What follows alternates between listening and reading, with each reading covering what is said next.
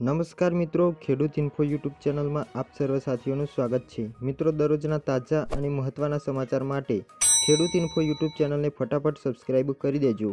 પરસોત્તમ રૂપાલા ઉમેદવાર જાહેર થયા બાદ આ સીટ પર કોંગ્રેસ કોને મેદાને ઉતારશે તે માટે મોટો સવાલ હતો અને ભાજપ મજબૂત સ્થિતિમાં જોવા મળી રહ્યું છે, પરંતુ પરસોત્તમ રૂપાલાએ કરેલી ટિપ્પણી બાદ સ્થિતિ બદલાઈ છે। મિત્રો, રાજકોટ લોકસભા બેઠક આમ તો આ બેઠક ભાજપનો ગઢ માનવામાં આવે છે, પરંતુ આ વખતે સ્થિતિ કંઈક અલગ છે। રાજકોટ લોકસભાની બેઠકમાં જે રાજકીય સ્થિતિ એક પછી એક જોવા મળી રહી છે, તેના પરથી ભાજપ માટે અહીં જીત થોડી મુશ્કેલ થતી જોવા મળી રહી છે।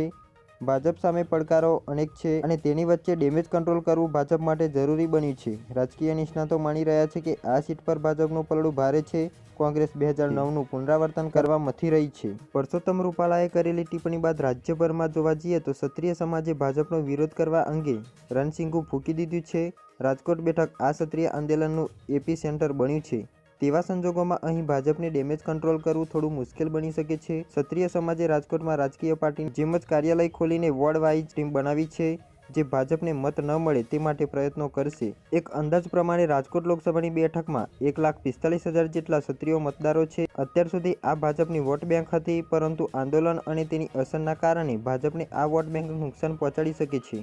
કોંગ્રેસ આ સીટ પર રાજકીય દાવો ફેંક્યો છે। પરંપરાગત જ્ઞાતિને ટિકિટ આપવાને બદલે ભાજપ કડવા પાટીદાર ઉમેદવાર સામે લેઉવા પાટીદારમાં આવતા પરેશ ધાનાણીને ટિકિટ આપી છે। આ સીટ પર વર્ષો સુધી લેઉવા પાટીદાર ઉમેદવારની જીત થતી હતી, પરંતુ છેલ્લી 2 ટર્મથી આ સીટ પર કડવા પાટીદાર ઉમેદવાર વિજેતા બની રહ્યા છે।